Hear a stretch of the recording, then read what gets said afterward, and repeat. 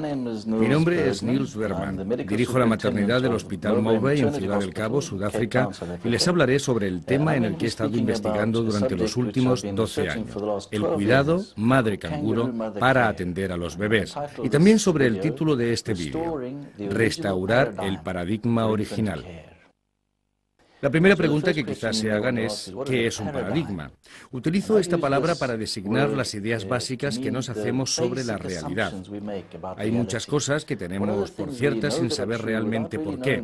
Simplemente asumimos que son verdad. Quiero hablarles sobre el paradigma del cuidado de las criaturas humanas y de nuestras ideas preconcebidas al respecto. La segunda pregunta, sin duda, es, ¿qué es el método madre canguro? La historia empieza hace 110 millones de años cuando aparecieron los pequeños mamíferos, unas criaturas diminutas parecidas a las musarañas, coetáneas de los dinosaurios. Pusieron en marcha una estrategia evolutiva de gran éxito, la lactancia materna. La palabra mamífero significa ser que mama. Esa es la definición exacta de lo que es un mamífero.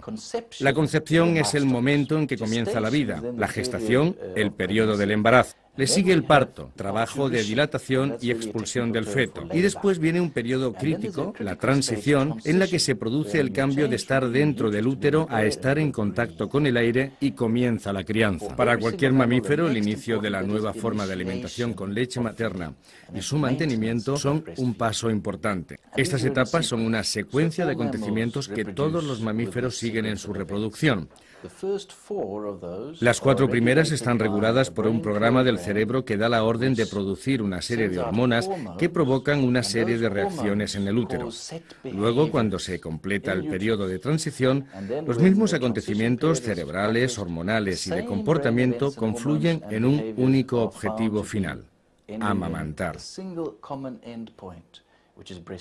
En palabras de Rosenblatt, los mamíferos siguen una serie de comportamientos preestablecidos que conducen al inicio y mantenimiento de la lactancia materna.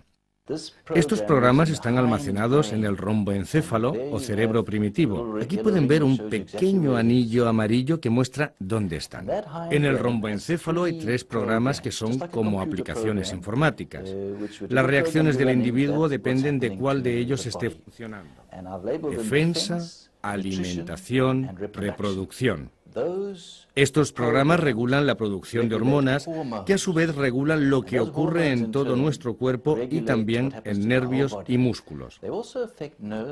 Aquí vemos el programa de alimentación, es el que está activo durante la mayor parte del tiempo.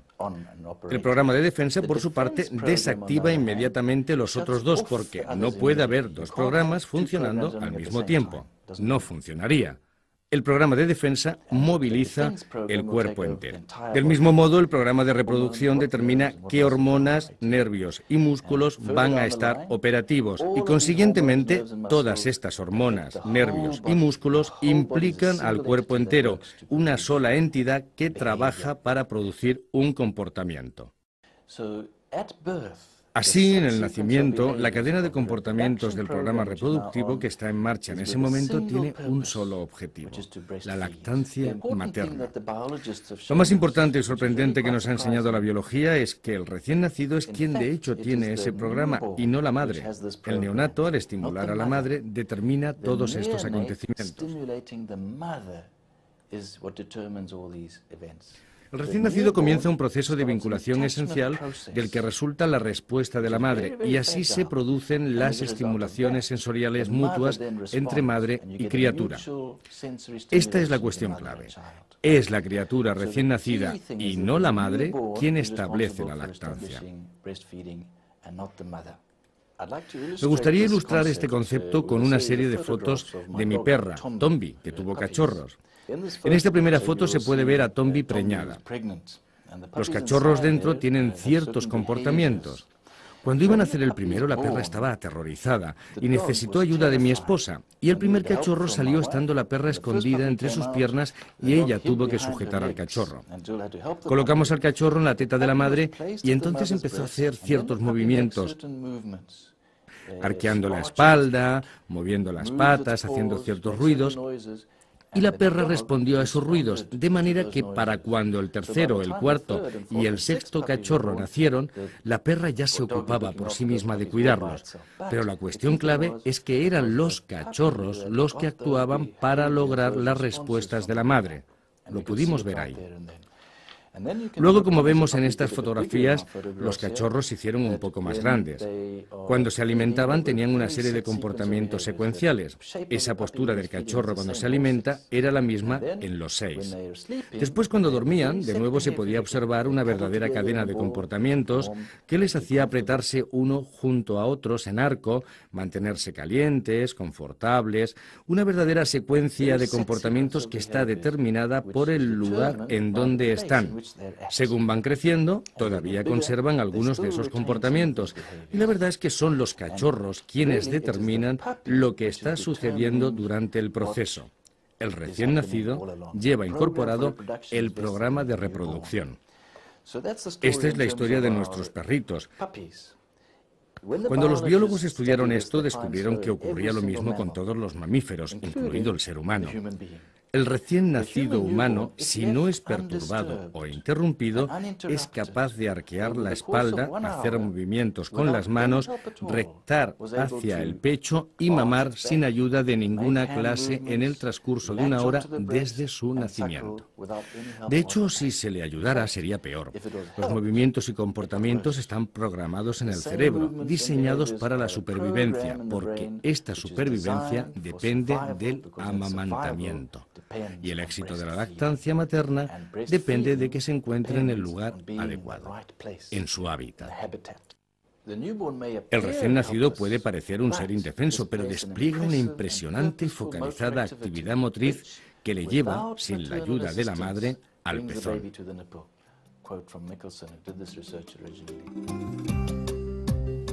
Hábitat nido. El hábitat es el lugar en el que se realiza una ocupación, donde un comportamiento es capaz de expresarse. La cuestión clave es que el hábitat puede variar y regular el comportamiento. El comportamiento se adecúa al hábitat. El nido, por su parte, se refiere a las necesidades biológicas básicas. Los biólogos han demostrado que, a diferencia de lo que antes se pensaba, el mamífero en desarrollo tiene una batería de programas perfectamente desarrollados de comportamientos apropiados para el hábitat en el que se encuentra. Podríamos pensar que el recién nacido es un ser indefenso, pero hace lo que está diseñado para hacer según su programa, que está en el diencéfalo. Hábitat nido es exactamente lo mismo que su casa y su comportamiento, y por explicarlo de forma simple, lo que usted hace, su comportamiento y su existencia depende del lugar en donde esté. Es importante entender que ambas cosas están fuertemente ligadas entre sí. En cuanto a la transición, el proceso de vinculación comienza inmediatamente después del nacimiento y puede ser fácilmente perturbado por cualquier intervención. Aquí el problema, el gran problema, es la separación, porque cuando sacamos al bebé del hábitat que le es propio, provocamos la aparición de un nuevo comportamiento y la activación de un programa diferente.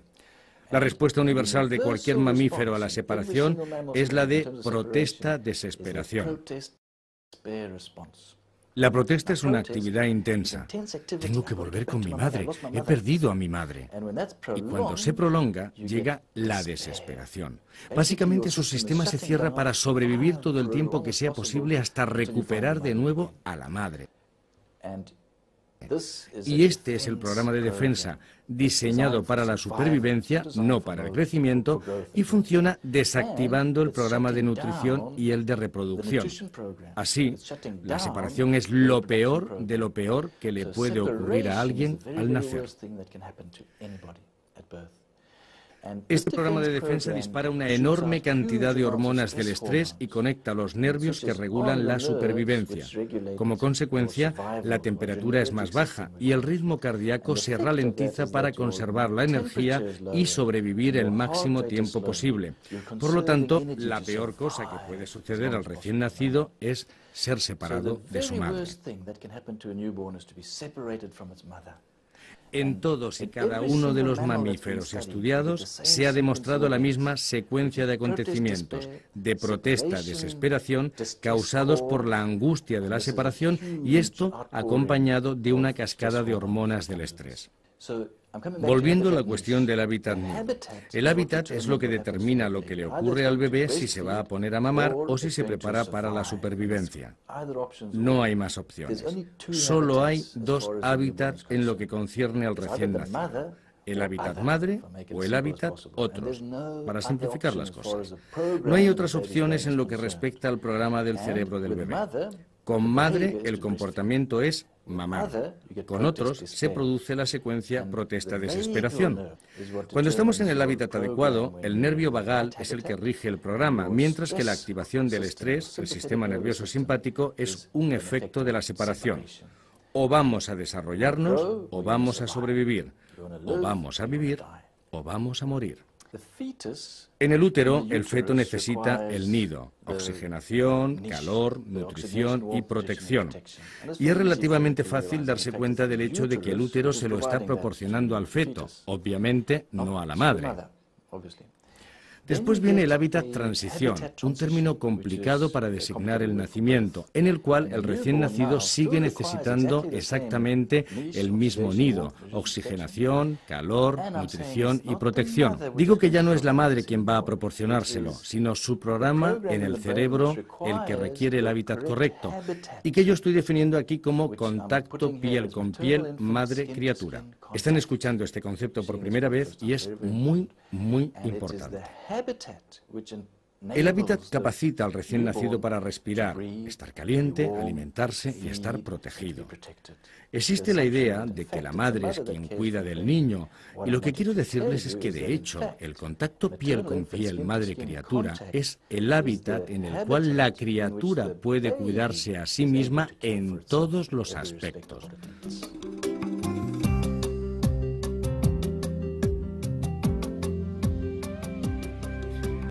Puede parecer una afirmación sorprendente que el lugar tenga una importancia tan crucial para satisfacer las necesidades biológicas del recién nacido, pero permítanme que les muestre cómo funciona exactamente según la investigación.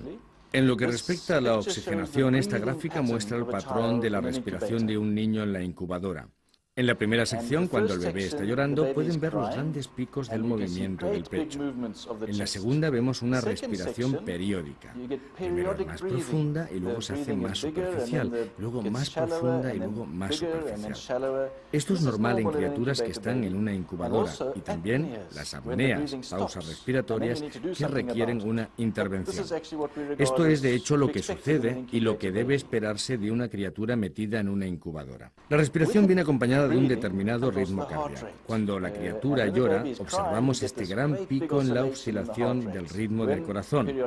Cuando la respiración es periódica, el corazón es muy variable, y cuando hay apneas, el corazón late demasiado despacio, y esto es una situación peligrosa. Estas dos circunstancias van juntas, desde luego, y el resultado es que la oxigenación de la sangre es deficiente. Ahora bien, si sacamos a esta criatura de la incubadora y la ponemos piel con piel sobre el pecho de su madre, la misma sangre, al cabo de 5 minutos el ritmo cardíaco se estabiliza. La variación desaparece por completo y la media sube, y en 5 minutos la respiración también se estabiliza, la respiración periódica desaparece, las apneas desaparecen, y si comparamos los dos cuadros de la misma criatura en la incubadora y sobre el pecho de su madre, veréis que en los registros hay una diferencia enorme. Esto se traduce en una diferencia relativamente pequeña en la oxigenación, una mejora del 2%, de 94 a 96%, no obstante significativa, y que confirma mi afirmación de que el hábitat, el lugar, es esencial para que la oxigenación del bebé sea saludable. Veamos ahora algunos de los estudios realizados sobre los controles de temperatura de los bebés. En este diagrama pueden ver la temperatura del bebé en la incubadora y que mantiene bien la temperatura, que se mantiene entre las líneas de puntos, pero de un modo imperfecto, dentro de los límites, nunca excesivamente alta y nunca excesivamente baja. Incluso las incubadoras modernas como esta tienen un dispositivo de vigilancia y control que lo hace a las mil maravillas. Saquemos esta misma criatura de la incubadora y pongámosla sobre la madre, y en 5 minutos conseguiremos este registro de temperatura. La madre tiene la temperatura dentro de unos estrechísimos márgenes, y este es superior a la media de la temperatura en la incubadora, como puede comprobarse si colocamos juntos ambos cuadros. La madre tiene la capacidad de experimentar lo que llamamos sincronía térmica entre madre e hijo. La temperatura de la madre subirá 2 grados para calentar a un bebé que se ha enfriado y bajará 1 grado si necesita refrescarla. Los padres no pueden hacer esto. Pero también podréis ver a un bebé sacando su bracito fuera para autorregular su temperatura. Entonces se preguntarán, ¿qué hay de especial en el pecho de una madre? Hemos hecho un pequeño estudio con un grupo de personas, 10 hombres, 10 mujeres y 10 madres de niños prematuros y 10 madres de niños a término. Tomamos la temperatura en el pecho y en la axila y lo que nos encontramos es que la temperatura era de 34 grados en hombres y en mujeres, en la axila y en el pecho. Pero en las madres que habían dado a luz recientemente era 1 grado mayor en el centro del pecho, aquí. Así pues, el pecho de la madre es el lugar adecuado en el que debe permanecer la criatura al nacer. Veamos ahora la nutrición del bebé y cómo influye en ello el hábitat. En la incubadora, el bebé está separado de la madre y el programa de defensa está activo. Las hormonas, los nervios y los músculos están todos actuando para defender el cuerpo. En cuanto al tracto gastrointestinal, se produce una hormona llamada somatostina, que cierra el intestino, igual que las hormonas del estrés bloquean el resto del cuerpo al tiempo que los nervios bloquean el nervio vagal. El resultado es que la energía muscular que está siendo usada para la defensa consume las calorías destinadas al crecimiento, y cualquier cosa que esté en el intestino se queda ahí o fermenta ahí.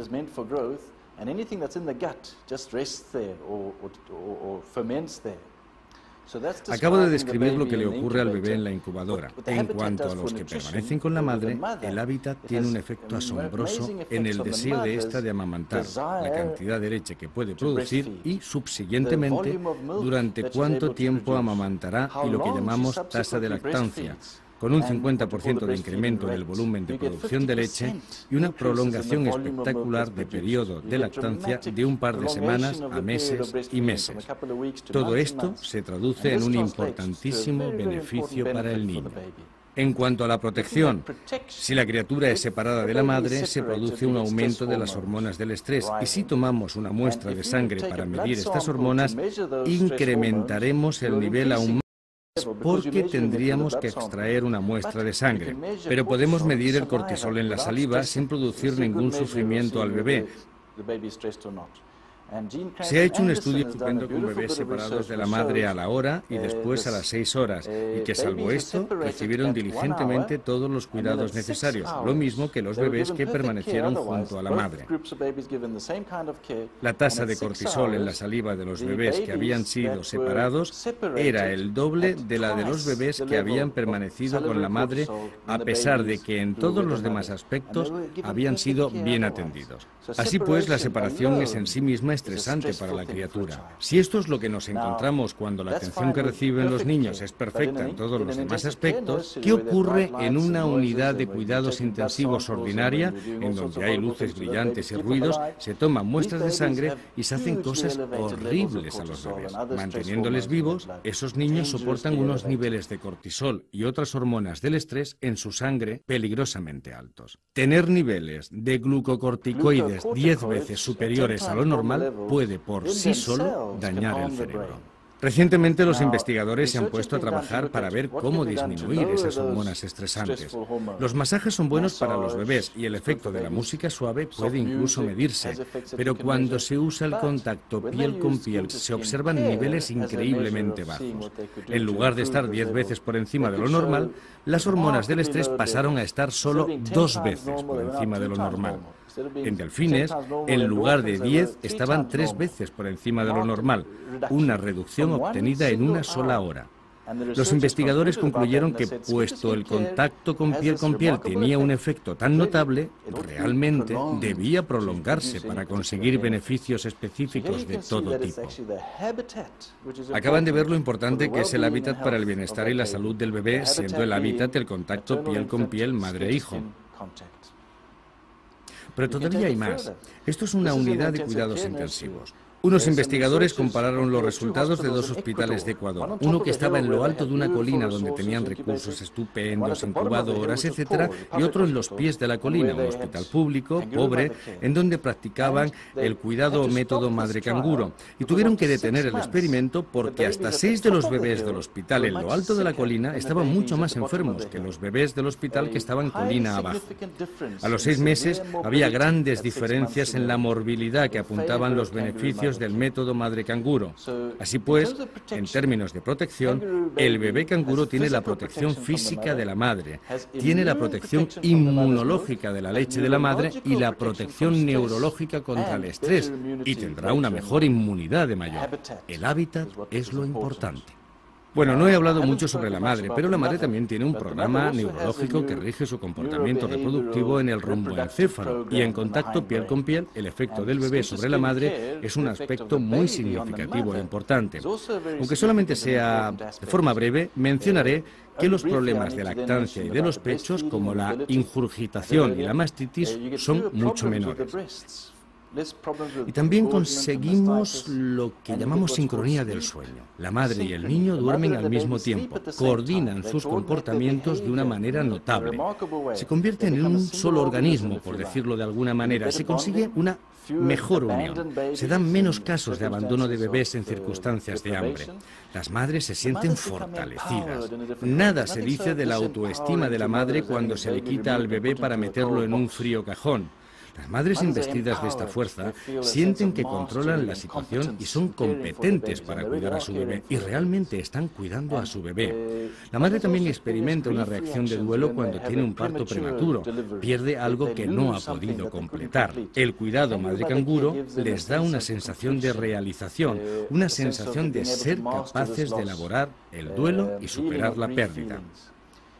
A veces algunos bebés mueren, nacen con problemas incompatibles con la vida, y uno de los aspectos más importantes de este método es lo que llamamos atención compasiva. Y de hecho, la mejor opción para una madre de una criatura que está muriendo es tenerla piel con piel y poder permanecer unidos. Volviendo al bebé, hay alrededor de 100 artículos, probablemente ya unos 200, que recogen ensayos clínicos controlados sobre diversos aspectos del cuidado madre canguro, que han sido publicados durante los últimos años. Ni uno de ellos ha registrado lo que llamamos efectos adversos. En lo que concierne a la oxigenación, el calor, la nutrición, la protección, las reacciones parentales, este método nunca ha mostrado ningún efecto adverso.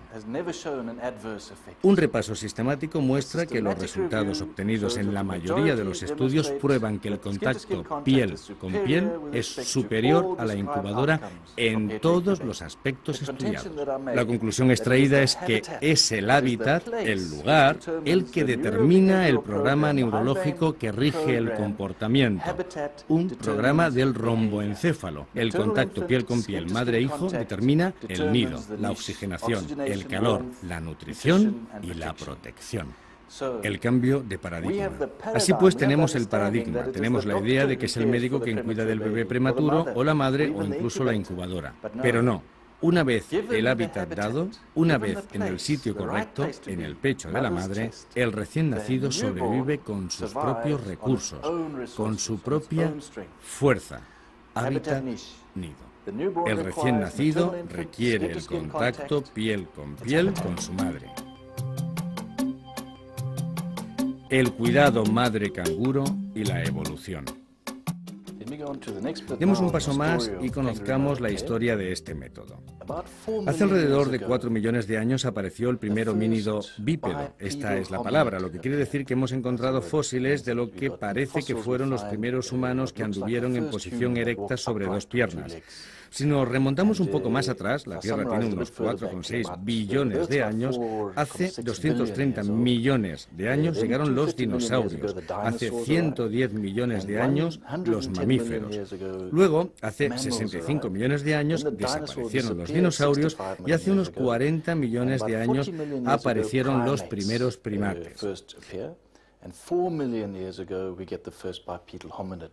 And we talk about Lucy. Now, Lucy was an almost complete skeleton that was discovered by Johansen. El primer homínido bípedo apareció hace 4 millones de años y le llamamos Lucy. Se afectó a la pelvis de Lucy porque un animal que anda a 4 patas tiene la pelvis con una forma de este tipo. Pero cuando se pone de pie para sujetar el abdomen y para soportar las piernas, la pelvis tiene que girar así y adquiere una forma aplanada.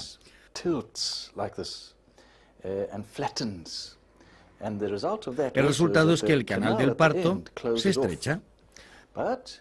Al desarrollarnos en posición erecta, nos quedaron 2 manos libres y empezamos a usar herramientas.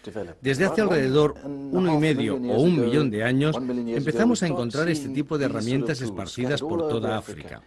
Para hacer este tipo de herramientas talladas se requieren habilidad y experiencia. Esto es un hacha de mano, cuchillas con hoja afilada y mango pulido para sostenerlas y trabajar con ellas.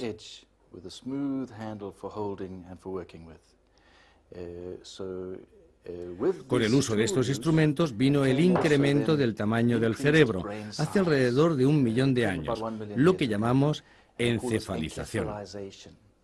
Así pues, estoy describiendo el estrechamiento de la pelvis, la posición erecta y un incremento del tamaño del cerebro. Y desde el punto de vista de la reproducción aparece un problema, porque estamos ante una cabeza que se hace más grande y una pelvis que se hace más estrecha. Voy a mostrarles cómo es la pelvis humana. Aquí tenemos una pelvis. Al ponerse de pie, su anchura original se reduce y se hace más estrecha. Aquí tenemos el canal de parto que tenemos que atravesar. Por otro lado, el bebé tiene cada vez un cerebro más grande y es más y más listo y tiene que pasar por ahí. De manera que es un problema en términos de compromiso evolutivo. ¿Cómo una cabeza más grande va a pasar por una pelvis más pequeña? La solución es que el ser humano nace siendo extraordinariamente inmaduro, lo que McKenna llama el compromiso evolutivo del bipedalismo y la encefalización. De manera que el cerebro en formación debe atravesar el canal del parto antes de que sea demasiado grande. El resultado es que la criatura nace inmadura y que el crecimiento de la mayor parte del cerebro va a tener lugar después de nacer y no en el útero. En todos los mamíferos el cerebro crece en el útero a un ritmo muy rápido hasta alcanzar el 80% de su tamaño final y entonces el individuo nace. El 20% restante irá creciendo a medida que se hace adulto. Crece muy deprisa en el útero y muy despacio después.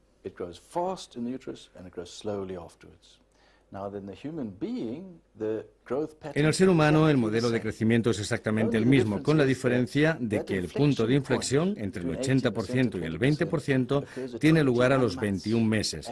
Pero el nacimiento ocurre de hecho a los 9 meses, de manera que el ser humano nace 12 meses antes de lo debido en comparación con cualquier otro mamífero. Decir que es extraordinariamente inmaduro no es una exageración, como decía McKenna, y quiere decir que en lo que se refiere al tamaño final del cerebro, el ser humano tiene que completar su gestación, es decir, completar el embarazo fuera del útero. Y así volvemos de nuevo al hábitat nido.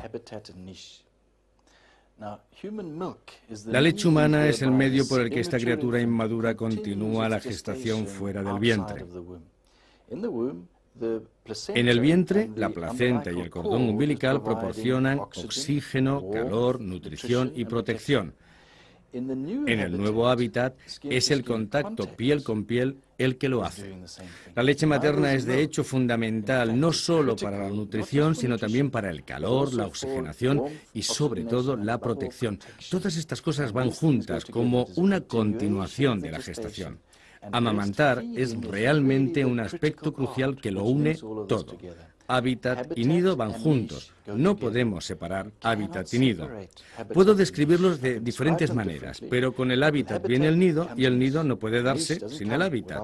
Es un paradigma. De manera que la criatura humana recién nacida está unívocamente adaptada para el amamantamiento. Su misma supervivencia, siendo un ser tan extremadamente inmaduro, depende del amamantamiento y esto a su vez depende del hábitat. Madre e hijo nunca deben separarse. Hábitat, nido y comportamiento. El siguiente punto que quería abordar tiene que ver con el nido, con el comportamiento y cuán unidos están comportamiento y hábitat. Amamantar es un comportamiento que no puede separarse de la oxigenación, del calor, de la nutrición en su conjunto y de la protección. Desde las 16 o 20 semanas de gestación, el feto puede tragar y lo hace constantemente. A partir de las 26 o 28 semanas es capaz de mamar, que es un movimiento muy específico, y solo a las 36 semanas puede sorber. Las palabras inglesas mamar y sorber suenan casi igual, pero su significado es muy diferente. Si observamos a un bebé tomando biberón, vemos que cuando empieza a realizar un sorbo no es capaz de respirar al mismo tiempo. Esta gráfica muestra cómo el nivel de saturación de oxígeno desciende por debajo de la línea inferior, hasta el punto de que el bebé se cansa y necesita descansar, y que el ritmo del corazón se ralentiza. Luego vuelve a dar otro sorbo, y así hasta que termina la toma, al final de la cual ha pasado por estados de hipoxia, con descensos en la saturación de oxígeno y del ritmo cardíaco, y está casi estresado. Ahora tomemos a este mismo bebé y démosle el pecho. Tendremos una gráfica totalmente diferente. Aquí vemos que la mamada es continua. La línea roja, el nivel de oxigenación, se mantiene estable, no cambia, se mantiene en el tiempo y al final de este periodo el bebé deja de tragar. Hacer este movimiento de mamar sin tragar es muy importante, es lo que llamamos mamada no alimenticia. Si comparamos las dos gráficas, vemos la diferencia entre los distintos niveles de oxigenación, según el método de alimentación. Independientemente de lo que trague, al final de la toma de biberón, al cabo de 10 minutos, la oxigenación cae. Sin embargo, cuando toma el pecho, lo que significa mamar, la oxigenación mejora. Al mamar se usa uno de los músculos más fuertes de la cabeza para hacer un movimiento muy sutil. Así, de manera controlada, se ordeña el pezón dentro de la boca para sacar la leche, cosa que el bebé puede coordinar con el movimiento de tragar. En cambio, para sorber de la tetina del biberón, se utilizan unos músculos diminutos que están por toda esta zona de la garganta y realizan el máximo esfuerzo para echar la leche en la boca. Este movimiento no se puede coordinar con el de tragar y respirar porque los músculos que realizan estas tareas son los mismos. Así pues, la alimentación con biberón es una manera estresante de alimentar a un prematuro. Le produce hipoxia.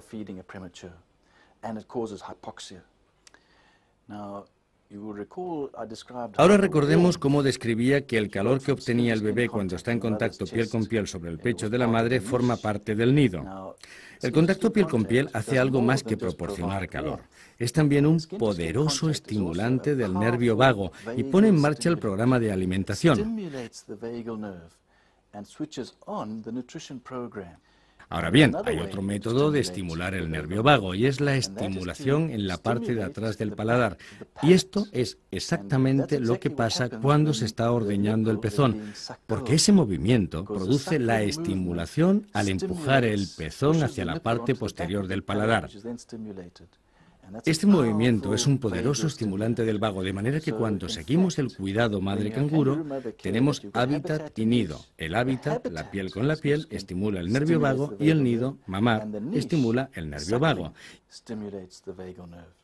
Y esto es muy importante porque prepara el programa de alimentación para recibir el alimento que está llegando y para digerirlo. Pasemos a ver el tercer componente relacionado con la alimentación y la protección. Tomar el pecho está perfectamente adaptado a la inmadurez de la criatura humana recién nacida. Su intestino es también muy inmaduro y no puede digerir las grandes moléculas de proteínas muy bien, de manera que muchas de estas grandes proteínas de la leche de la madre no se digieren en absoluto, sino que están destinadas a proteger al recién nacido más que a nutrirlo.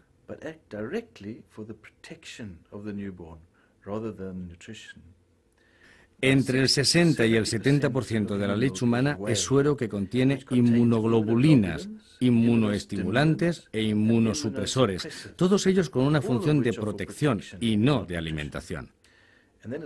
Después, una pequeña parte de la leche humana es caseína, la cual es digerible, pero no con fines nutritivos. La caseína se descompone en multitud de componentes protectores y también en sustancias que sirven directamente para regular el intestino del bebé. Entre otras, los fosfopéptidos que absorben el calcio y el zinc y la lactoferrina, que es un factor de crecimiento, un fijador del hierro y un agente bacteriostático, todo a la vez. En la mayoría de las leches animales, las proteínas se miden en relación con el nitrógeno. En la humana, sin embargo, el 25% del nitrógeno se encuentra en otras moléculas mucho más pequeñas que las proteínas que reciben el nombre colectivo de nitrógeno no proteico y son esenciales para la madurez del intestino humano. Hasta el momento se han descrito unas 200 sustancias de este tipo y cada una tiene una función única y de vital importancia. Algunas son absorbidas directamente por el propio intestino para su desarrollo y reparación. Otras son absorbidas automáticamente por el cuerpo y sirven directamente para construirlo, pero la mayoría tiene funciones de protección más que de alimentación.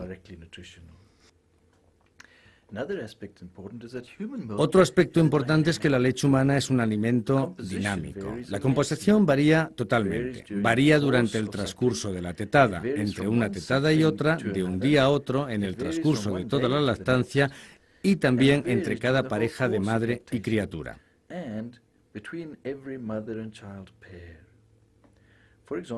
Por ejemplo, se ha demostrado que el contenido de agua en la leche humana está directamente relacionado con la demanda y las necesidades de la criatura.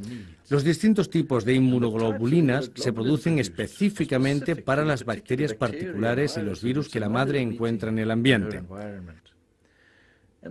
También hay diferencias sorprendentes en la leche de los primeros días de vida después del nacimiento. Al nacer, la leche contiene inmensas cantidades de suero, que carga al niño de inmunoglobulinas, inmunosupresores e inmunoestimulantes para protegerle, tal y como mencioné antes. Todo esto viene en el calostro, que es absolutamente esencial para la protección del recién nacido. Al tercer día de vida, esta concentración de suero desciende a un nivel estable y mucho más bajo. Por otro lado, la caseína se descompone en hormonas peptídicas que regulan las funciones del intestino. Pero como está vacío en el momento del nacimiento, la caseína solo aparece en la leche al segundo día, cuando el bebé comienza a tomar mayor cantidad de alimento. Y de pronto, en la primera semana, se producen los grandes cambios en las grasas, los carbohidratos y los electrolitos. Así pues, la composición de la leche humana cambia constantemente, de acuerdo con las necesidades y las circunstancias de la criatura.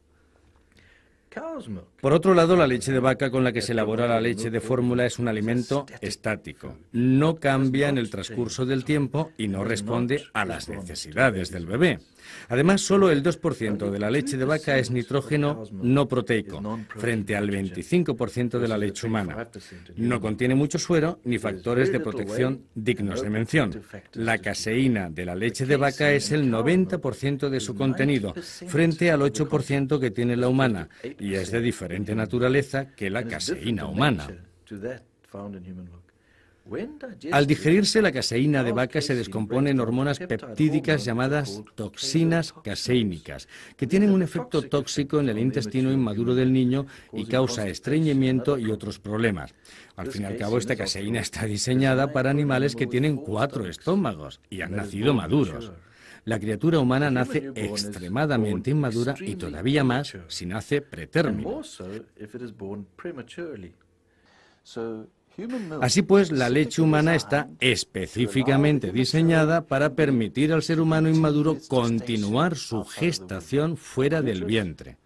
En el útero, el cordón y la placenta lo hicieron, y ahora lo hace el pecho de la madre, sus senos y su leche. Mamar es una actividad que combina el hábitat y la oxigenación, el calor, la protección, la alimentación, va todo en el mismo paquete. De hecho, no podemos separar hábitat y nido, están juntos, son un solo concepto. Los he descrito como cosas diferentes, pero van juntos, lugar y comportamiento, hábitat y nido, ser y estar, nunca deben separarse. Es más, el contacto piel con piel y el amamantamiento nunca pueden separarse. Una madre y su criatura recién nacida nunca deben ser separadas. Contacto y alimentación, un concepto. Madre y criatura, un concepto. Otro término médico se refiere a la pareja madre-criatura como una díada. Una díada es un término que expresa que no son dos personas separadas, son una sola unidad continuando la gestación. Ahora que entienden qué es hábitat y nido, puedo definir el cuidado madre-canguro. El hábitat es la posición de la canguro, el nido es la nutrición del canguro y el contexto proporcionar el apoyo necesario para proteger la díada. El cuidado basado en el contacto piel con piel, mamar, proteger. La madre es el hábitat, la criatura recién nacida tiene el nido y la tarea del padre o de las enfermeras es protegerles y apoyarles en todo lo que puedan. Este método fue descrito por primera vez hace unos 20 años, en los 70, en Bogotá, Colombia, por el Dr. Rey y el Dr. Martínez, y tuvimos que aprender un poco de castellano para comprenderlo. Utilizaban los términos calor, leche y amor. Was what you got from the habitat, milk is what you got from your niche, and love is the context in which kangaroo mother care happens. Calor y leche son una necesidad biológica básica. El contexto puede diferir de Bogotá a Estados Unidos, de Europa a África, de India a Australia, pero las necesidades biológicas básicas son humanas, son las mismas en todas partes y no podrán cambiar nunca. En América oiremos el término cuidado canguro, pero yo digo cuidado madre canguro. Cuidado canguro era el contacto piel con piel madre-criatura, dentro del hospital, lo cual está muy bien, pero se separa hábitat y nido, lo que ya no está tan bien para los bebés. Puede ser conveniente para la madre y para los hospitales, pero no para los niños. El objetivo es que disfruten tanto de la leche como de la madre. Cuidado madre canguro, cuidar de los bebés como lo haría una madre canguro con sus crías. Así pues, no deberíamos jamás separar la madre de la criatura. Cualquier cosa que quiera hacerse para ayudar debe partir del respeto a esta unión. Restaurar el paradigma original. Para terminar, les hablaré sobre cómo restaurar el paradigma original. Lo haré explicando algo de biología sobre los animales mamíferos. Los mamíferos tienen 4 formas distintas de cuidar a sus crías.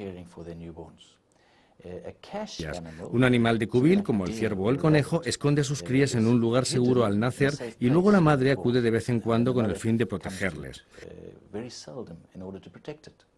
Por el contrario, animales como la cabra o la jirafa nacen maduros y al poco de nacer ya pueden seguir a la madre cuando tiene que escapar de los depredadores. Los animales que anidan son menos maduros y necesitan un nido para mantenerse calientes, y aquellos que son transportados, los más inmaduros, necesitan calor y que la madre los lleve encima para sobrevivir.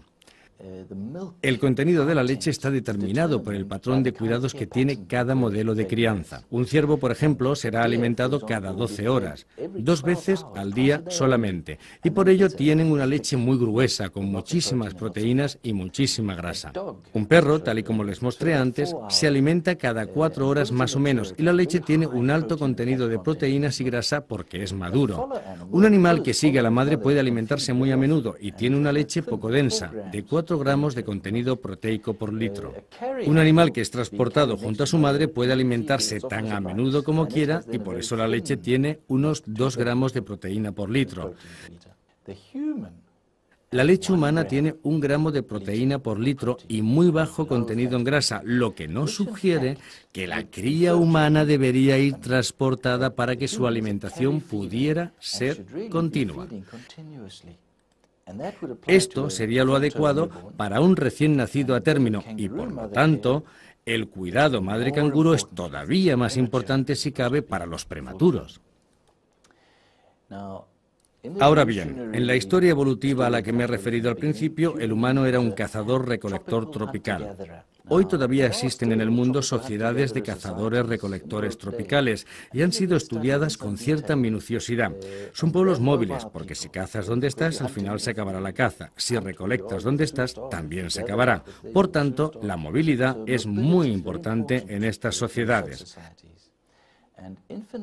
Y el modelo de crianza es muy similar en todos estos pueblos. Los bebés son transportados todo el tiempo, duermen con la madre y se les alimenta tan pronto como lloran. Maman durante 2 años o más.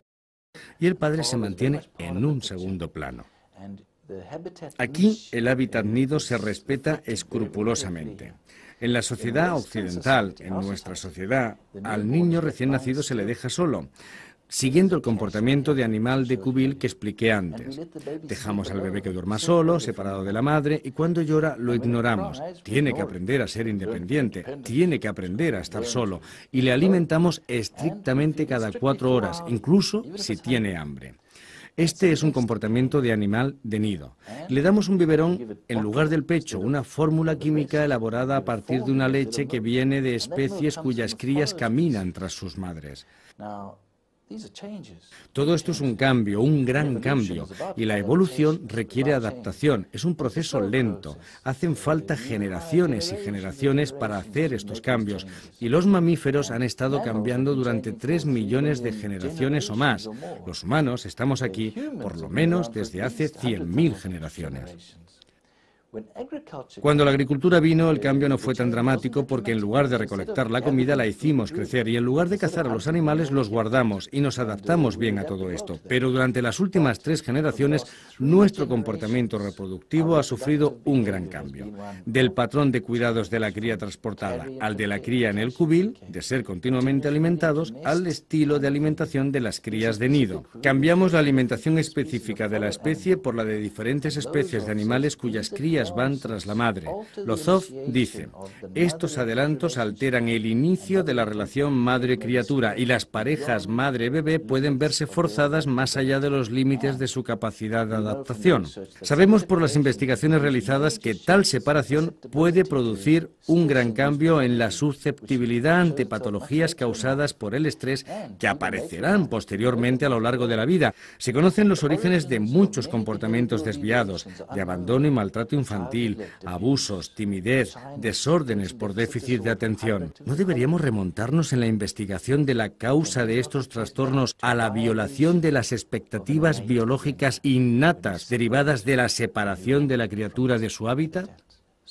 Así pues, este es el paradigma original, no separar nunca a la madre de su criatura, mantener siempre juntos al recién nacido y su madre. Al principio les hablé de lo que era un paradigma, una visión del mundo, un conjunto de presunciones básicas y un sistema de creencias. Apliquémoslo a un área específica. El actual paradigma de la crianza de los bebés, estarán de acuerdo conmigo, sería algo así como: el bebé es un ser indefenso, la madre no sirve para nada más que preparar la ropita y el padre es inútil, está fuera del cuadro por completo. Yo digo que esto no está bien, que esto es un problema.